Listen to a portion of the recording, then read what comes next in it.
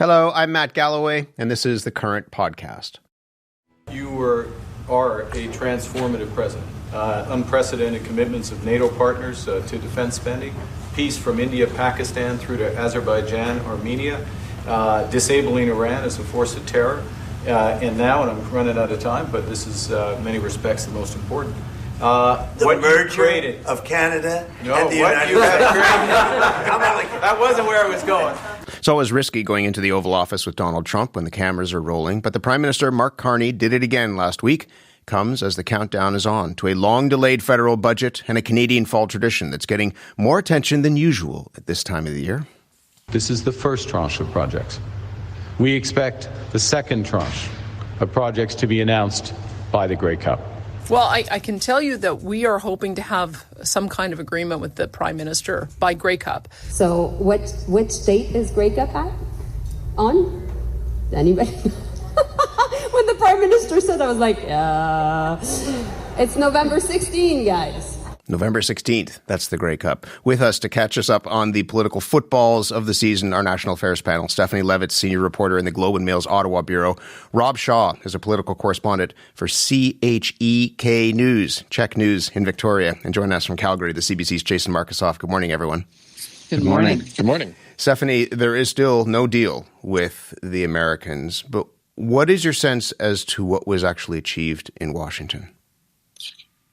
My sense is progress was achieved, that Mr. Trump and Mr. Carney seem to be inching ever closer to maybe being on the same page about a number of things. I mean, it's become, I think, clear with the president that there are certain elements of these tariffs, especially the Section 232 ones, the ones known as the national security tariffs, aluminum, steel, auto, that Mr. Trump has a point about them, but the knock-on effects of that on Americans is punitive to the degree that maybe some wiggle room is possible.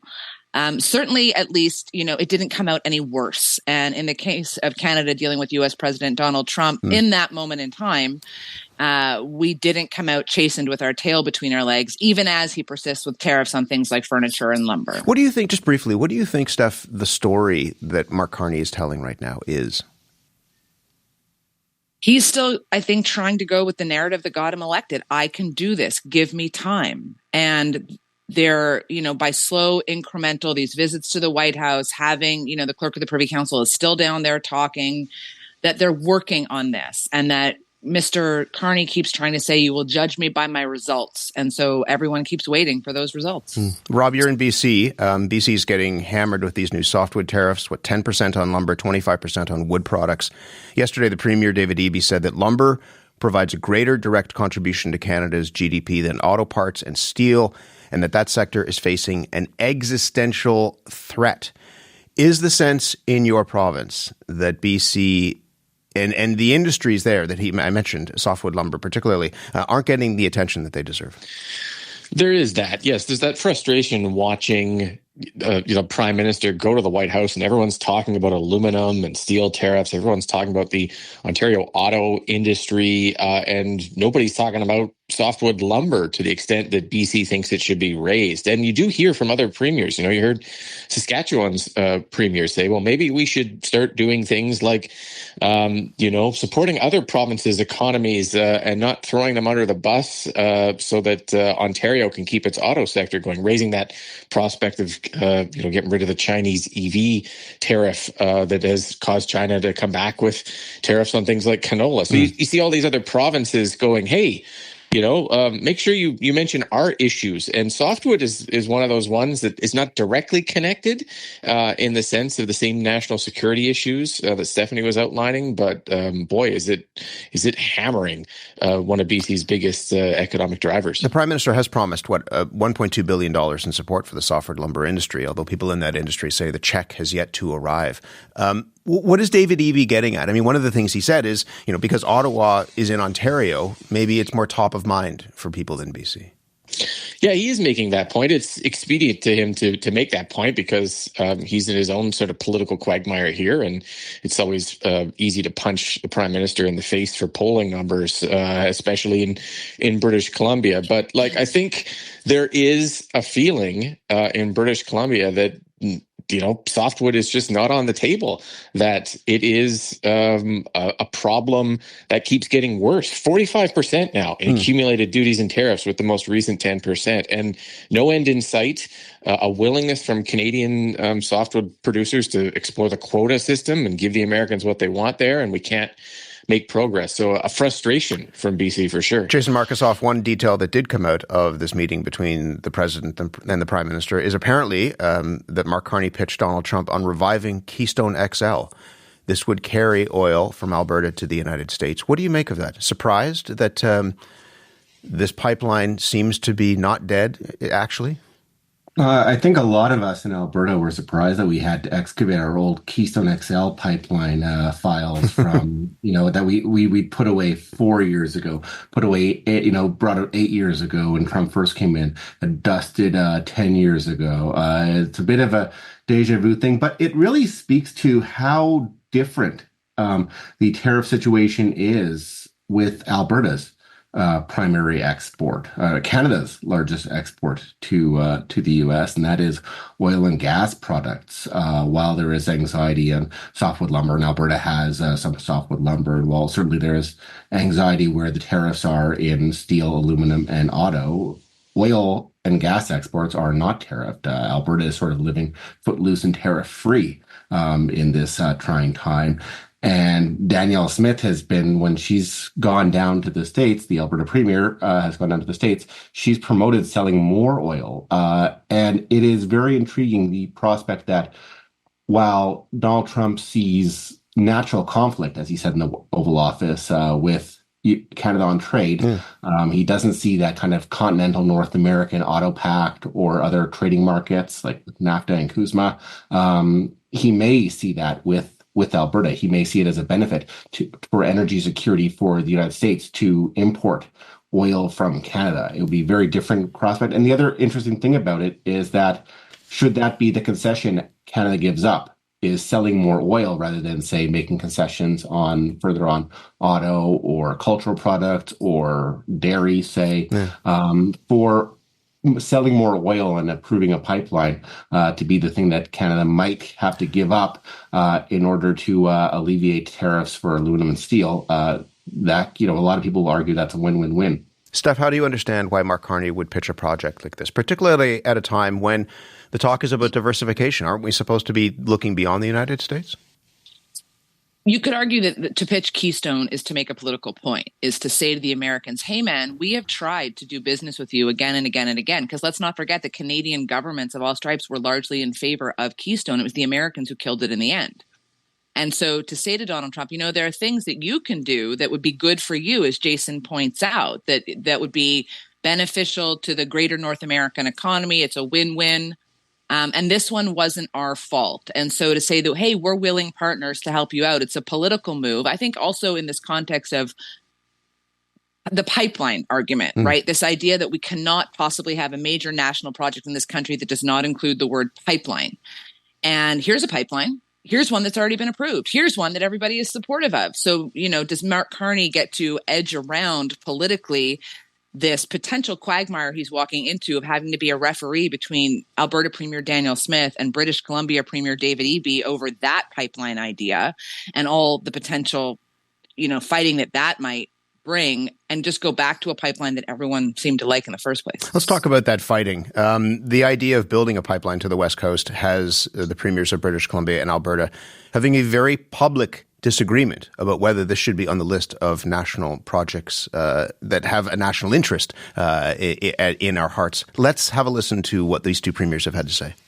The Premier of British Columbia is behaving in a way that's unconstitutional and un-Canadian. And the reason why we have ports and other cross-border infrastructure in the hands of the federal government is so that the parochial interests of an individual province can't stop development. The bottom line is I just can't sit by and have her say that Canada doesn't work unless she gets her way on this pipeline, which bottom line means that Canadians from coast to coast to coast need to pay tens of billions of dollars to Alberta to deliver another publicly funded pipeline when they're not even using the pipeline we bought them last time. Rob Shaw, where is that coming from David Eby, do you think? Well, look, our premier in British Columbia is pushing the bounds of his coalition in areas of mining for critical minerals and areas of natural gas for LNG. And he has a lot of environmentalists in his tent, and he has a view that he cannot approve or get behind or endorse an oil pipeline to the coast. And his view is that there's a lot of coastal First Nations willing to do business with him on his projects that would throw their hands up and say, we don't want to do business with anyone if Alberta rams through a pipeline. Look, we've been here before, right? I mean, we have been British Columbia versus Alberta in Northern Gateway, in Trans Mountain, in other pipeline projects. We know that BC can say that it will use every tool in its toolbox to fight.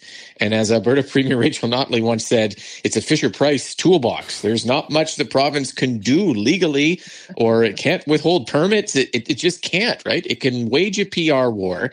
It can increase the risk to any private proponent that wants to get on board with the Alberta Premier eventually, that they're going to have to fight David Eby in public, who's a very skilled orator. But you can't block it. You can just make it really uncomfortable for everyone. That seems to be where he's going. Danielle Smith has said that David Eby is out of touch with public opinion on this. Do you think, Rob, that he is? We yesterday, or last week, pardon me, when we were talking about this, and it came up again yesterday in conversation, we were looking at polling that suggests that maybe the public sentiment has changed.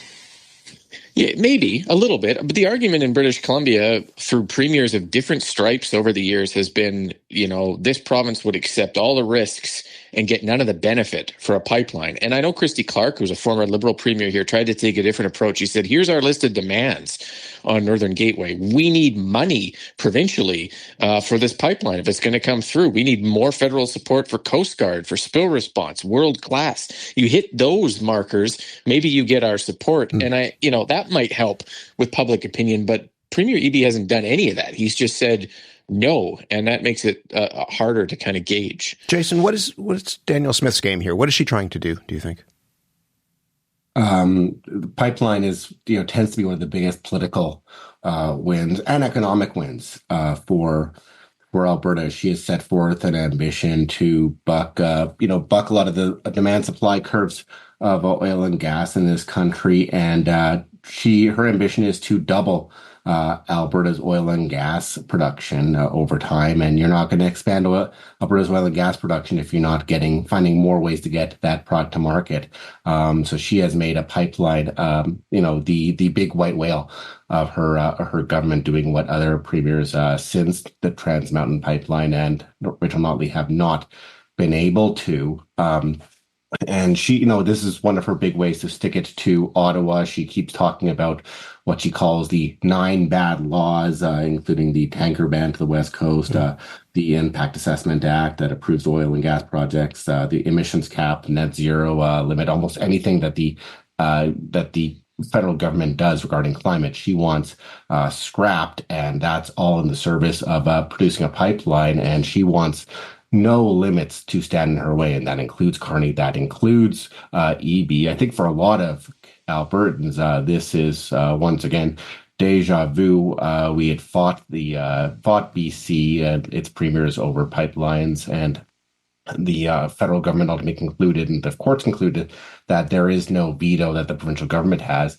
There was quite a bit of frustration in Alberta corners when they heard the new energy minister, Tim Hodgson, talk about needing the support of BC to get a pipeline through, because that is not how the Constitution works. That it's federal jurisdiction. Danielle Smith's put a lot on emphasis on this Grey Cup deadline to either have some of these laws relieved or get a pipeline approved. But it seems like there's not a lot of interest in really doing much to approve a pipeline or fast track a pipeline if there are so few blanks on its application. We don't know who's going to build it ultimately. We don't know how much it's going to cost, what the timeline is, or even which part of BC it winds up in. Steph, where does that leave the Prime Minister, and what sort of box is he put in? There was this talk of Team Canada, and now you have not just this fight over a pipeline, but you have the Premier of Saskatchewan, Scott Moe, the Premier of Manitoba, Wab Kinew, saying you should drop tariffs on EVs, Chinese EVs, to save the canola industry. Doug Ford says, in his words, no damn way. Where does that leave Team Canada? I mean, let's go with the football analogy just for a second, yes, if you'll indulge me here. remember, the famous candidate for prime minister, progressive conservative candidate Robert Stanfield, did many wonderful things for his party and potentially could have for the country. What is he remembered for? Dropping Fumbling the football. Yeah. Right? And that's the risk for Prime Minister Carney here. He keeps attaching these dates to things. He keeps saying that you're going to judge me by my results. I am going to deliver this, that, and the other. But if he doesn't start delivering them, and I think that's where you're seeing some frustration on the part of the premiers, their patience is running out. Even Danielle Smith, who her testy relationship with Justin Trudeau is probably one for the books, she's been willing to give him time. But when he himself sets a deadline, when he says by the Grey Cup, I'm going to have more to tell you, well, then he better catch the ball. Otherwise, he's Robert Stanfield. Jason, I want to come back to that. If Danielle Smith does not get what she wants by the Grey Cup, what happens? She keeps talking about an or else. We'll see what the or else is. The or else in her political base is separatism. Separatism is not caught wildfire, like wildfire in Alberta. It's still maybe 20%, 30% support. But that support is wholly resident within the United Conservative base. And a few weeks after the Grey Cup, there is a United Conservative Party convention, and there is a real potential that her party could become formally a separatist party. Then there could be motions on the floor or some promotion there. And it will be very interesting to see. She has followed her base on many, many measures, including trans issues, including banning vote counting machines that they don't trust. So is she willing to go with them to the extent that she supports their idea that Canada is completely broken and Alberta shouldn't be part of it anymore? Rob, is Team Canada on the rocks, do you think? Yeah, we're only a few months from that big rah-rah. We still have a giant Canadian flag hanging in front of the BC legislature. And it seems like the only thing Team Canada accomplished is we got our wine and some more liquor stores out east. And that was pretty much it. It is difficult, I think, for BC to say to other provinces, you can't access the coast. But it would be a better argument for BC to say, we need these things to access the coast. We need reassurances and we need support. And the Premier doesn't seem to want to make that point. So there's a lot of politics out here, too. He has to look strong for his own reasons here. And that's going to come at the expense of some other premiers. And is it broken? I don't know. It's, I'm trying to think of a football analogy that involves some sort of CFL rouge and a bunch of vague rules or something like that. But if it's not broken, it's strained, I guess, is the only way to put it. The clock is ticking on the game, I suppose. Steph, last word to you. The budget's coming. What sort of pressure is the Prime Minister under? What are the stakes, do you think, here? I feel like a broken record a bit. One of the points of pressure for this budget in particular is not what Mr. Carney is going to spend, but what he's going to cut and the extent to which those cuts have political ramifications for them. And for Mr. Carney, who's promised to rein in spending, how he's going to do that and message his way through this, because all eyes seem to be on a budget with a massive deficit in the works. And some people will shrug off that number and say it doesn't matter to Canadians. But the reality is that does matter. It matters in the long term to this nation's finances. It matters to Mr. Carney's promise of getting things done with whose money? Canadians' money. So how is he going to make the case to them that what he is spending is worth it and will pay off in the short term for Canadians and not just create debt for future generations? And what's being cut is not going to impact them. Again, cuts intellectually can be one thing, but when the knife nicks you, that's a different thing altogether. Yeah, and it could be a values-based thing. What are the programs, for example, that Mr. Carney is prepared to cut? And what does that tell him about us, what his vision is for the role of government in this country, and what does it mean for civil society? Great to have you all here this morning. Thank you very much. Thanks. Thank you. Stephanie Levitt, senior reporter in the Globe and Mail's Ottawa Bureau. Rob Shaw, political correspondent in Victoria with Czech News. And Jason Markusoff is a CBC producer in Calgary and a regular on CBC's Power and Politics. You've been listening to The Current Podcast. My name is Matt Galloway. Thanks for listening. I'll talk to you soon.